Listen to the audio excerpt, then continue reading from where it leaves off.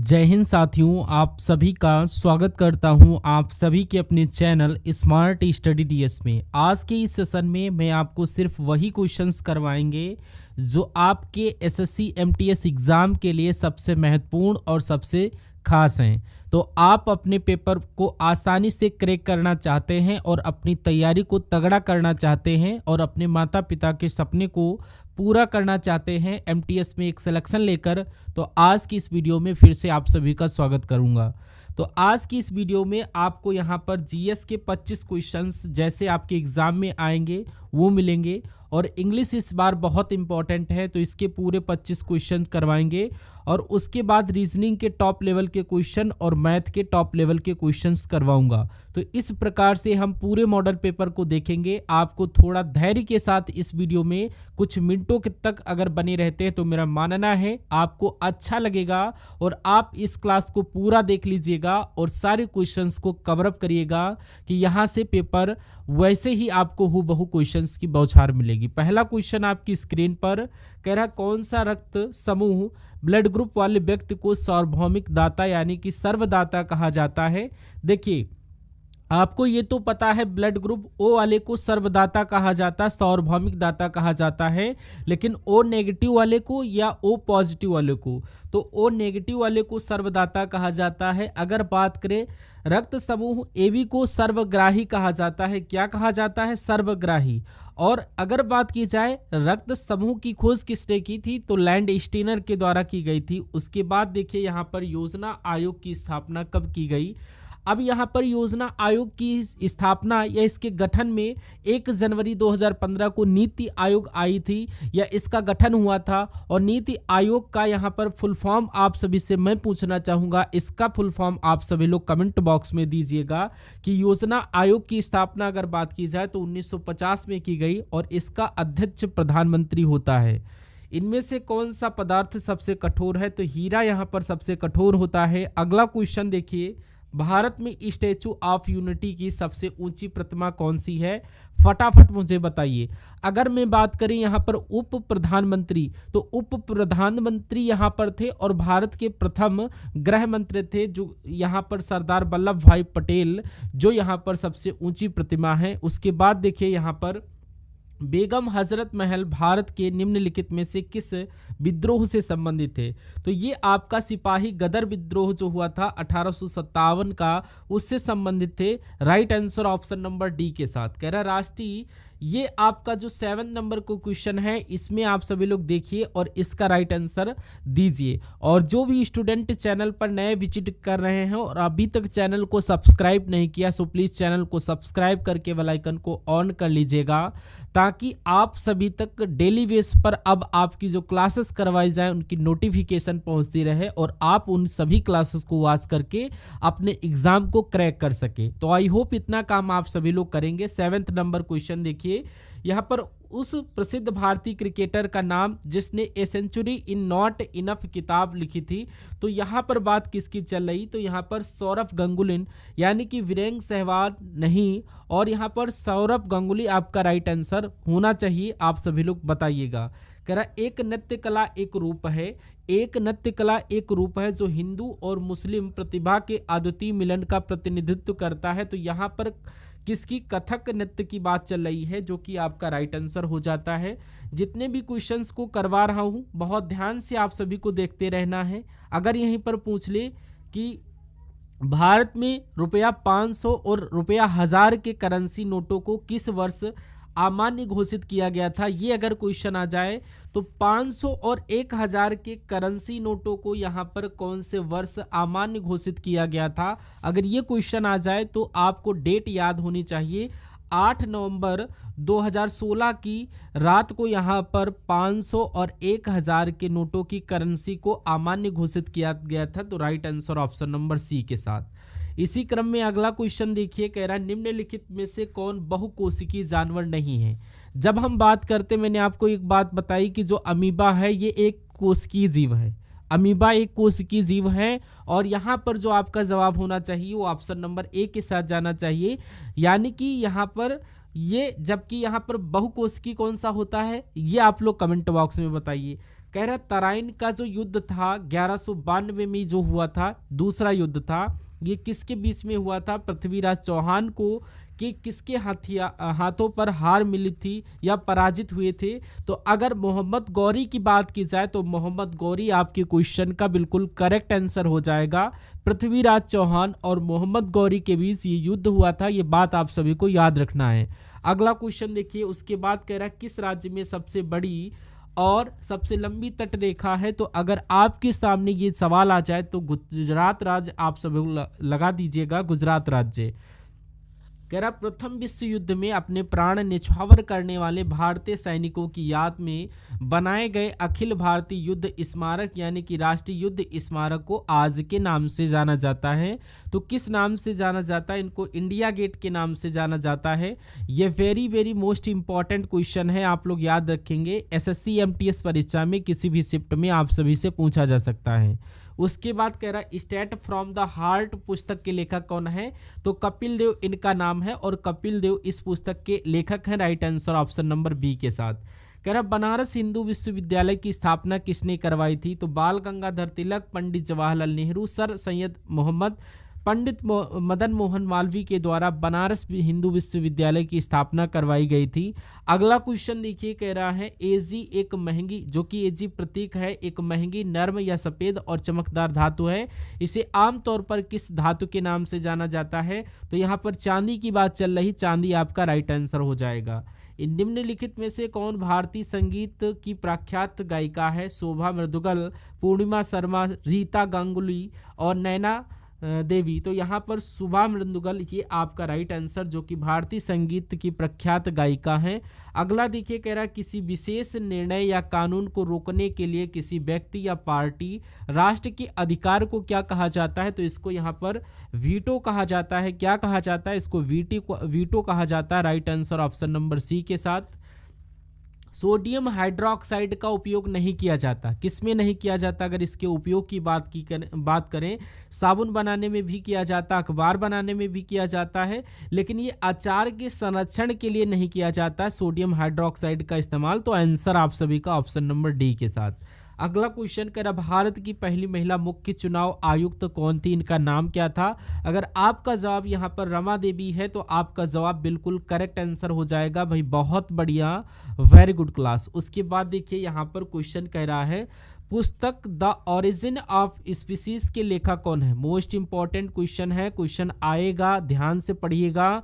तो इस पुस्तक की बात करें, पाश्चर, वाटसन नहीं, चार्ल्स रॉबर्ट डार्विन इस पुस्तक के लेखक हैं, आप सभी लोग याद रखिएगा। अगला क्वेश्चन आपकी स्क्रीन पर कह रहा कथकली की जड़ें किस राज्य से जुड़ी हुई हैं?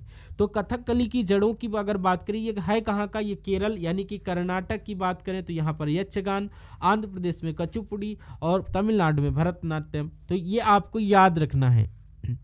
अगला क्वेश्चन आपकी स्क्रीन पर कह रहा है चार मीनार कहाँ स्थित है? उससे पहले मैं आपको बताऊंगा, अगर आप लोग अपने एसएससी एमटीएस एग्जाम और 2025 के एग्जाम को क्रैक करना चाहते हैं तो आज की इस वीडियो में यहाँ पर जितने भी क्वेश्चन हैं, इन सभी क्वेश्चंस में से अगर आप 67 क्वेश्चंस में से 35 अबव क्वेश्चन अगर लेकर जाते हो तो आई होप आप सभी का जो एग्ज़ाम होगा क्रैक हो जाएगा, यानी कि आप सभी की तैयारी अच्छी चल रही है। तो ये स्कोर कार्ड अपना ज़रूर दीजिएगा और जितने भी एसएससी एमटीएस से रिलेटेड आपके सेशन प्रोवाइड करवाए गए हैं चैनल पर, उनकी प्लेलिस्ट मिल जाएगी। और प्रीवियस ईयर के जो हमने यहाँ पर सेशंस के माध्यम से previous year POIQ level question solve करवाए हैं, वो प्लेलिस्ट में जाकर के आप सभी लोग देखिएगा और अपने एग्जाम को तहे दिल से फोड़ करके आना है आप सभी को। तो ये यहाँ पर ये सारे के सारे सेशन आप सभी को वॉच करना है। बाकी आज के यानी कि अगले जो आपके सेशन प्रोवाइड होंगे उसमें करंट अफेयर और जो भी आपके इंपॉर्टेंट क्वेश्चन होंगे उनकी पीडीएफ और करंट अफेयर के लेक्चर मॉर्निंग में और एक लेक्चर इवनिंग में मिलने वाला है। तो चैनल को सब्सक्राइब करके रख लेना है ताकि ये सारे सेशन आप सभी लोग देख लें।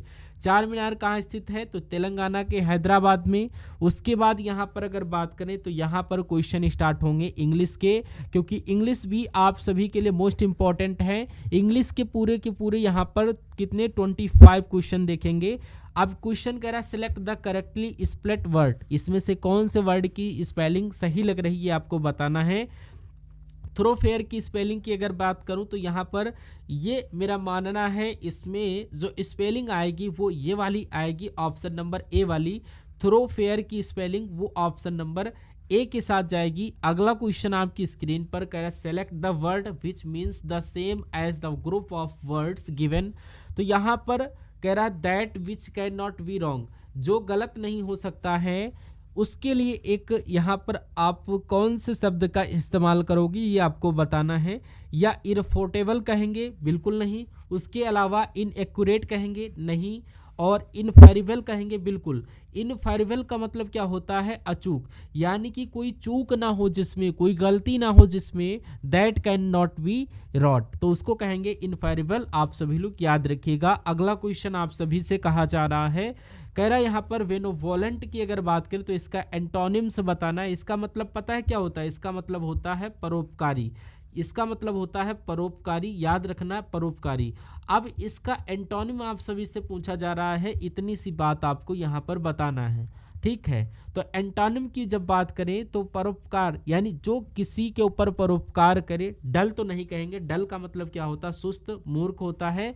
और मर्सीलेस की अगर मैं बात करूं, मर्सीलेस का मतलब पता क्या होता है, बेरहम होता है, जो किसी पर कोई प्रकार की उपकार ना करे, बेरहम से रखे, तो वो बेरहम, यानी इसका अपोजिट वर्ड जो होगा परोपकार, जो रहम करे। और मर्सीलेस जो होगा ये आपका बेनेवोलेंट का एंटोनिम हो जाएगा। फ्रेंडली मतलब दोस्ताना, और इंजोरियस मतलब यहाँ पर हानिकारक हम लोग कह सकते हैं।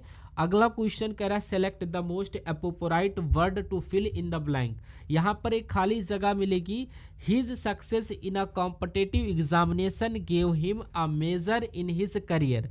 खाली जगह आपको पता कहाँ पर है, खाली जगह आपको यहाँ पर बताना है, यानी कि मेजर, यानी कि यहाँ पर इसमें से बताना है कॉम्पिटिटिव एग्जामिनेशन में उसकी सफलता, यानी उसको देती है एक बहुत बड़ा ब्रेकआउट, ब्रेक थ्रू, ब्रेकअप या ब्रेकडाउन इन हिज करियर। तो यहाँ पर आपको पता है क्या आना चाहिए, यहाँ पर ब्रेक थ्रू आना चाहिए, यानी कि बहुत बड़ी सफलता, बहुत बड़ा विकास हम लोग कह सकते हैं, उसके करियर में बहुत बड़ा विकास देती है। तो ये कॉम्पिटिटिव एग्जाम में उसकी सफलता। उसके बाद देखिए अगला क्वेश्चन आपकी स्क्रीन पर आप सभी से कहा जा रहा है आइडेंटिफाई, यानी कि अगर 32 नंबर क्वेश्चन की बात करूं तो यहाँ पर करेक्ट द स्प्लिट वर्ड की बात की जा रही है। इस क्वेश्चन का आप सभी लोग राइट आंसर बताइए। लिखा हुआ यहाँ पर किंडरगार्टन, ये आपका किंडरगार्टन, एक होता है किंडरगार्टन, एक गार्डन नहीं होता है, गार्टन होता है। तो आपका जवाब यहाँ पर ऑप्शन नंबर बी के साथ जाना चाहिए। और इसका मतलब होता क्या है, जहाँ पर शिशु वगैरह रहते हैं, शिशु मंदिर भी इसको कहते हैं। क्या कहते हैं, किंडरगार्टन का मतलब ये भी होता है कि शिशु मंदिर। और अगला क्वेश्चन इसी क्रम में कह रहा fill in the blank with the most appropriate option again. यहाँ पर अगर मैं बात करूँ, ये आपका अगेन यहाँ पर नहीं है, ये आपका अगेन आगे होना चाहिए, यानी कि ये अगेन, ट्राई अगेन। तो ये आपको खाली जगह यहाँ पर बताना है।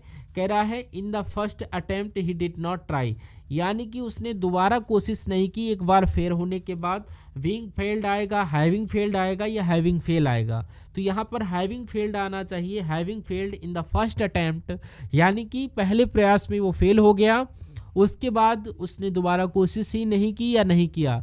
तो यहाँ पर हैविंग फेल्ड के साथ आप सभी का राइट आंसर जाएगा। अब यहाँ पर मोरल का सिनोनिम्स आप सभी से पूछा जा रहा है। मोरल का मतलब होता है मनोबल, क्या होता है, मनोबल, याद रखिएगा। और इसका सिनोनिम क्या होगा, यानी कि अपीयरेंस हो जाएगा, या एटीट्यूड हो जाएगा, सेल्फ कॉन्फिडेंस हो जाएगा। मैं कहूँगा सेल्फ कॉन्फिडेंस इसका सिनोनिम्स हो जाएगा मोरल का। आंसर ऑप्शन नंबर सी के साथ। अगला क्वेश्चन देखिए, कह रहा है एट डैगर्स ड्राउन, यानी कि इसका मतलब पता है क्या होता है, इसका मतलब मैं आपको बता देना चाहता हूं। इसका मतलब होता है कट्टर दुश्मनी होना। क्या, कट्टर दुश्मनी होना, ये हम लोग कह सकते हैं एट डैगर्स को। तो यहाँ पर अगर मैं बात करूँ, इसको क्या कहा जाता है, इसको विंग हॉस्टाइल कहेंगे, फ्रेंडली नहीं कहेंगे, इरिटेटेड, फैमिलियर भी नहीं कहेंगे, हॉस्टाइल। विंग हॉस्टाइल इसका मतलब होता है कट्टर दुश्मनी होना। और उसके बाद देखिए यहाँ पर ग्लोवी का आपसे सिनोनिम से पूछा जा रहा है। इसका मतलब होता है उदास। क्या होता है, उदास होता है। और इसका सिनोनिम क्या डल होगा। डल का मतलब क्या होता है, डल का मतलब वही सुस्त होता है, और पेनफुल का मतलब यहाँ पर जो दिक्कत दे, दर्द दे, वो आपका यहाँ पर हो जाता है लाइट या ब्राइट। तो यहाँ पर कहीं ना कहीं आप सभी का ग्लोमी, उदास यानी डल, डल में यानी कि जब व्यक्ति थोड़ा उदासी टाइप में रहता है। अगला क्वेश्चन कह रहा है select the most appropriate word to fill in the blank, यानी कि यहाँ पर while walking on the beach we see sale. यहाँ पर अगर मैं बात करूँ तो यहाँ पर आप सभी का जो राइट आंसर आना चाहिए वो खाली जगह के साथ क्या आना चाहिए, व्हाइल वॉकिंग ऑन द बीच। जब बीच पर वॉकिंग करते हैं तो वी कलेक्टेड इंक्रीज नीडेड या सीसेल्स, सीसेल्स का मतलब ये यानी कि जो सीट, यानी कि जिनको कौड़ी कहते हैं, समुद्र के किनारे जो होती है उनको कहते हैं। वी कलेक्ट आना चाहिए, वी कलेक्टेड सीसेल्स, यानी कि यहाँ पर right answer option number B के साथ जो भी स्टूडेंट दिए उनका करेक्ट हो जाएगा। कह रहा select the word which means the same as the group of word given a person who eat too much. एक ऐसा बंदा जो बहुत ज़्यादा खाता हो उसको पेटू कहते हैं, पेटू लिबरल को नहीं कहते हैं, ग्लूटन को कहते हैं, ग्लूटन का मतलब होता है पेटू। उसके बाद देखिए कह रहा है select the most appropriate word fill in the blank owing to the heavy rains, यानी कि हैवी रेन्स की वजह से, हैवी रेन के कारण the office building was badly, क्या बैडली डैमेज हो गई या डैमेजेस हो गए, क्या होना चाहिए यहाँ पर आप सभी लोग करेक्ट आंसर दीजिए। तो यहाँ पर डैमेज्ड आना चाहिए, यानी कि तेज बारिश की वजह से ऑफिस की बिल्डिंग जो है पूरी तरीके से डैमेज्ड हो गई, right answer option number A के साथ।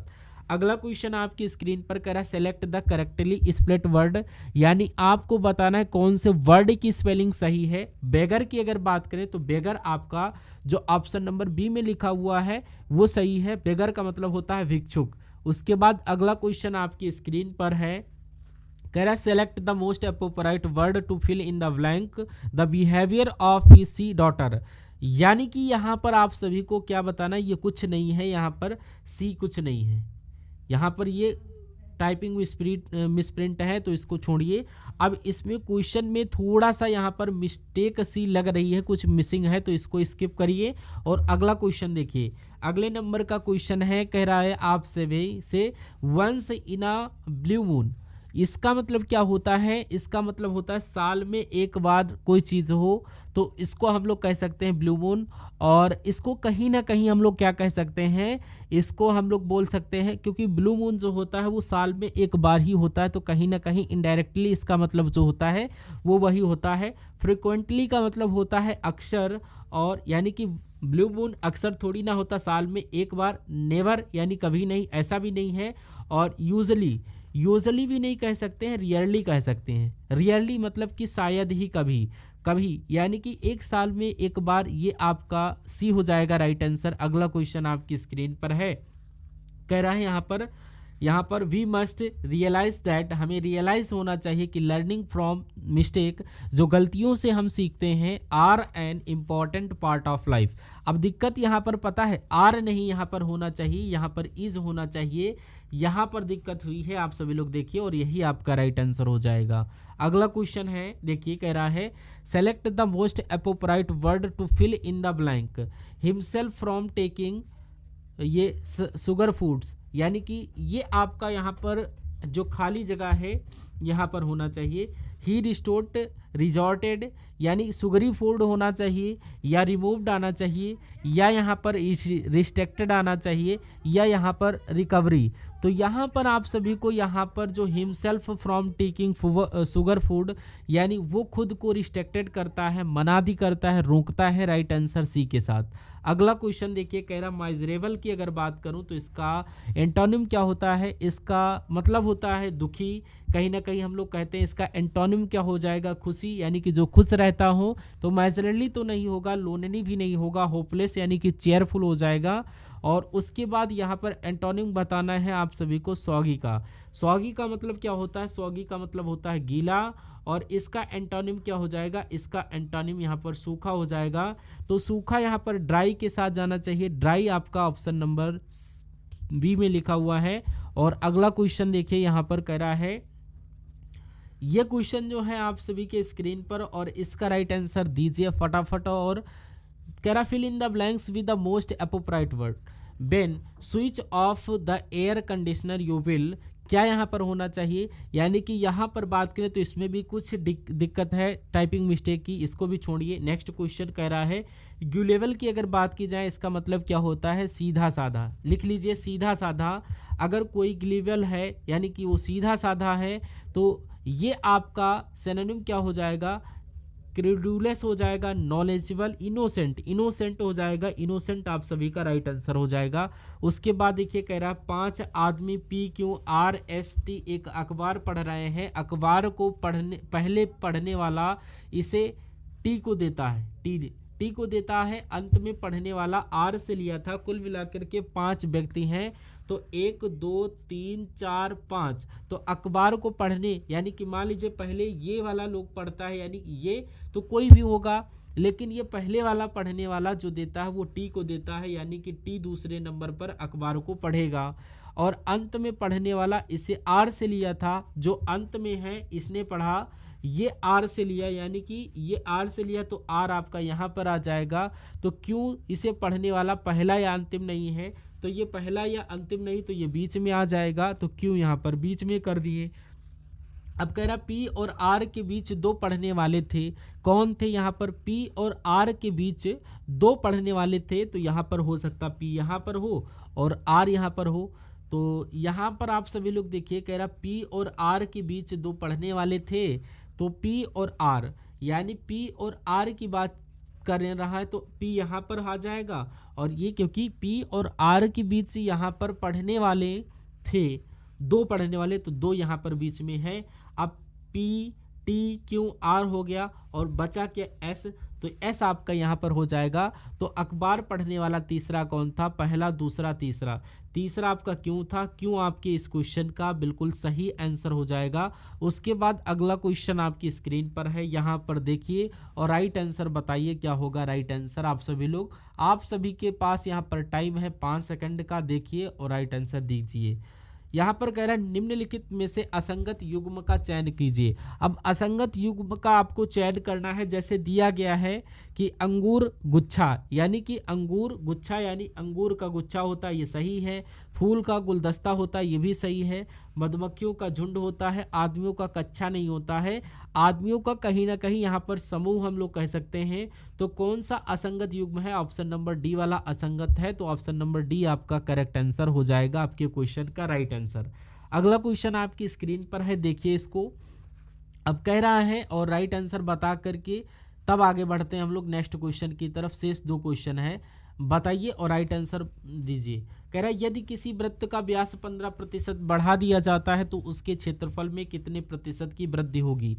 अगर कभी भी ऐसा सवाल आए, इस पूरे सवाल में, इस टाइप के सवाल में सिर्फ एक नंबर दिया होता है, 15%, 20%, 25%, 10%, कुछ भी दे सकते हैं और इसका क्षेत्रफल पूछ लेते हैं, तो आपको एक सूत्र लगाना है, x + y + x और x और गुणा y बटा 100। तो x को भी आपको 15 मानना है, y को भी 15 मानना है। 15 + 15 + 15 गुणा 15 और ये आपका बटे में 100, 15 15 30, 15 से इसको गुणा करोगे ये आपका हो जाएगा 225, बटे में इसको गुणा करोगे तो ये आपका हो जाएगा 100, और इसको जब कैलकुलेट करोगे तो ये 2 जीरो कट जाएंगे, तो 30 और 2.25, तो ये आपका क्या हो जाएगा 32.25%। ऐसा कौन से ऑप्शन में लिखा हुआ है, ऐसा सिर्फ और सिर्फ ऑप्शन नंबर डी में लिखा हुआ है, तो right answer option number D के साथ। उसके बाद अगला क्वेश्चन कह रहा है A/B अगर 7:8 है और B/C बराबर 7:9 है तो क्या अनुपात होगा इसका, यानी कि हमारे अकॉर्डिंग A/B/C का अनुपात यहाँ पर पूछा जा रहा है।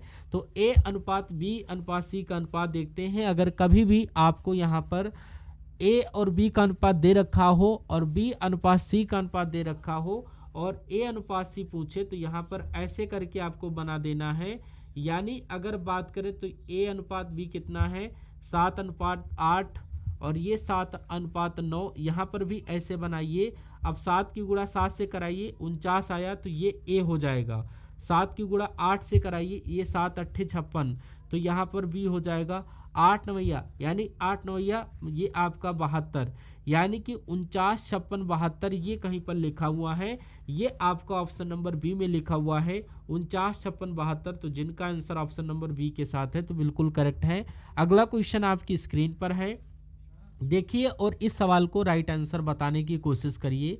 कह रहा रोहित ने किसी संख्या को 2 से भाग करने के बजाय 2 से गुणा कर दिया, यानी उसको उस संख्या को 2 से भाग करना था लेकिन वो 2 से गुणा कर दिया। गलती उसकी ये हो गई कि उसने गुणा कर दिया।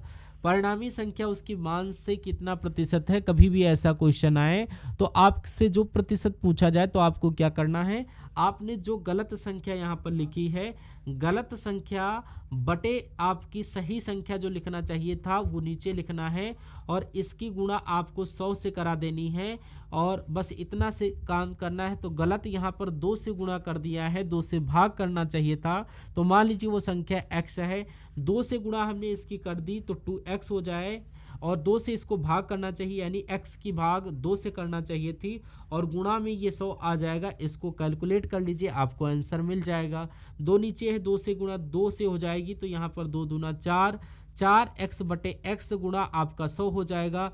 इस x से x आपका कैंसिल हो जाएगा, यानी कि 4 बटा 100, यानी कि परिणामी संख्या वो 400% है, यानी कि ये आपकी इसको गुणा हो जाएगी। तो ये आपकी इससे जब गुणा होगी तो 400%, ऑप्शन नंबर डी में लिखा हुआ, जिनका आंसर ऑप्शन नंबर डी के साथ तो बिल्कुल सही है। उसके बाद नेक्स्ट नंबर का क्वेश्चन आपकी स्क्रीन पर, इसको देखिए और इसका आंसर बताने की कोशिश करिए। यहाँ पर अगर बात करें, कह रहा किसी वर्ग तथा वृत्त का परिमाप समान है। अगर वर्ग की बात करें तो ये आपका हो जाएगा और वृत्त की अगर बात करें तो ये हो जाएगा, इन दोनों के परिमाप समाप हैं।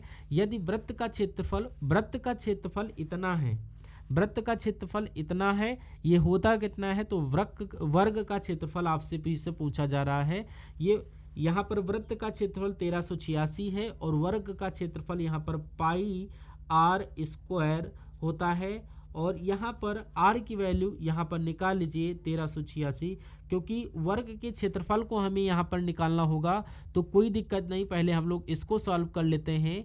तो अगर बात करें पाई बराबर क्या हो जाएगा, पाई बराबर हो जाएगा 22/7 गुणा आर और आर स्क्वायर बराबर हो जाएगा 1386 और यहाँ पर ये आर स्क्वायर बराबर हो जाएगा 1386 गुणा 7/22। इसको काट दोगे 11 से, 11 कम 11, 11 दूना 22, 11 छक्का 66 और 2 से कट करिए, 2 छंग 2 तियाँ 63 सत्ते कितना होता है, 63 सत्ते यहाँ पर 7 रुक 21, 6 36, 6 सत्ते 42 हो जाएगा, 42 47 44। ये आपका 21 का स्क्वायर, यानी कि आर बराबर जो आएगा वो 21 आएगा। अब आर का मान आपको पता चल गया, कोई दिक्कत नहीं। अब आगे का काम हम लोग कर लेते हैं। यहाँ पर देखिए मैं इसको इरेज करूँगा। यहाँ पर जब हम हटाएंगे इसको तो ये वर्ग का परिमाप और वृत्त का परिमाप समाप है। वर्ग का परिमाप और यहाँ पर वृत्त का परिमाप समान है, क्वेश्चन कह रहा है। तो यहाँ पर कोई दिक्कत नहीं है क्योंकि हमने आर निकाल दिया। वर्ग का क्षेत्रफल आप सभी से यहाँ पर पूछा जा रहा है, वर्ग का क्षेत्रफल। तो यहाँ पर आप सभी को क्या करना है, वृत्त का परिमाप, यानी कि वृत्त का परिमाप बराबर किसके है, वर्ग के परिमाप के बराबर। वर्ग का यानी कि वृत्त का परिमाप कितना होता है, अगर वृत्त के परिमाप की बात करें तो ये 2 पाई आर हुआ और 2 पाई आर, और वर्ग का परिमाप क्या होगा, ये 4a हो जाएगा। यही तो होता वर्ग का परिमाप। अब हम क्या करेंगे, अब r का मान हम रख देते हैं, अभी मैंने निकाला था 2 गुणा 22/7 गुणा r आपका 21 और ये 4a, क्योंकि वर्ग का क्षेत्रफल निकालना है और वर्ग का क्षेत्रफल a स्क्वायर होता है। यहाँ से a का मान निकालेंगे, फिर a का स्क्वायर कर देंगे, 7 से कट करेंगे, 7 रुक 21 हो जाएगा और ये आपका 44 हो गया। एक सेकंड, ये 44 गुणा 3 अगर बात करें तो ये आपका 4 नीचे आ जाएगा और a यहाँ पर अगर 4 से कट करेंगे 11, 11 तियाँ 33 हो जाएगा।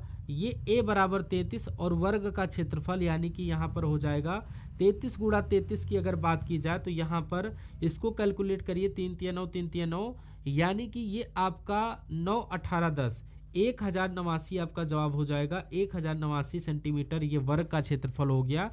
आंसर जिनका ऑप्शन नंबर ए है तो बिल्कुल करेक्ट हो जाएगा। अगला क्वेश्चन आपकी स्क्रीन पर देखिए, आज के सेशन का अंतिम क्वेश्चन आपकी स्क्रीन पर मैं ये सॉल्व करवाऊंगा। एक क्वेश्चन SW के लिए दूंगा जिसका आंसर कमेंट बॉक्स में देना होगा। रोहन ने 275 प्रति टेबल की दर से एक टेबल खरीदा, यानी वो 5060 में 16 टेबल बेच देता है। अगर हम 5060 को यहाँ पर 16 से भाग देंगे तो हमें ये पता चल जाएगा कि एक टेबल उसने कितने रुपए में बेची है। कोई दिक्कत नहीं है।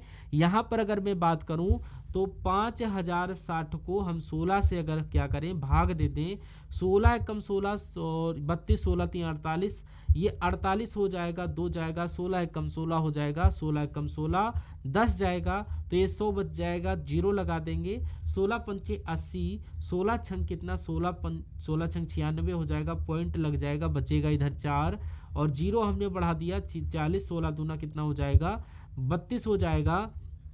अब यहाँ पर 8 बचा है, 16 पंचे 80 हो जाएगा।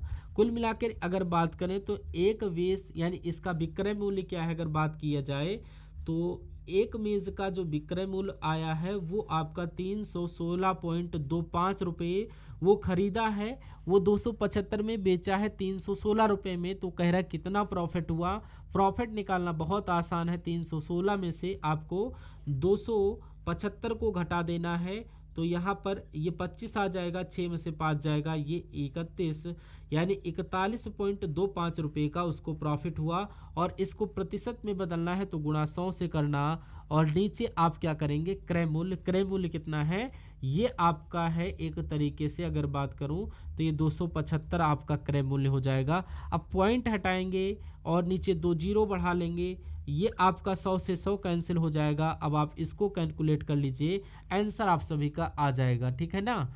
और अगर 5 से कट करें इसको, 5 25, 5 25 तो 5 8 40 और 5 दूना, यानी ये आपका 5 दूना और ये आपका कितना 11 से अगर कट करें नीचे 55, 11 सत्ते 77, 11 पच्चे 55, 11 सत्ते 77 और 11 पंचे 55 और 5 से कट होगा तो ये 5 एकम 5 और ये आपका 55 25, यानी कि 15% का प्रॉफिट होगा। 15% ऑप्शन नंबर सी में है, तो जिनका आंसर ऑप्शन नंबर सी है बिल्कुल करेक्ट हो जाता है। तो ये था क्वेश्चन। अगले नंबर का क्वेश्चन आपके होमवर्क के लिए, इस सवाल को देख लेना और आप लोग कमेंट बॉक्स में बताने की कोशिश करिएगा कि राइट आंसर क्या होगा। क्वेश्चन कह रहा पी और क्यू मिलकर किसी कार्य को 105 दिनों में पूरा करते हैं। जैसे जैसे क्वेश्चन कह रहा है उसको वैसे वैसे समझ कर करना है आप सभी को। कोई भी डाउट हो कमेंट बॉक्स में पूछ लेना, सारे के सारे क्वेश्चंस के राइट आंसर बताना और अपना स्कोर कार्ड बताइएगा कि इन आपके 76 क्वेश्चन हमने करवाए, इनमें से आपका कितना स्कोर कार्ड गया है, एक बार कमेंट बॉक्स में जरूर बताइएगा। और हम सभी लोग मिलेंगे एक नए आने वाले शानदार से सेशन में। तो जो भी स्टूडेंट नए विजिट कर रहे थे और चैनल को अभी तक सब्सक्राइब नहीं किया था, सो प्लीज़ चैनल को सब्सक्राइब करके बेल आइकन को ऑन कर लीजिएगा, ताकि जो भी सेशन अब आपको प्रोवाइड करवाया जाए उनकी नोटिफिकेशन आप सभी तक पहुंचे और आप उन सभी सेशन को वॉच कर सके। तो हम सभी लोग मिलते हैं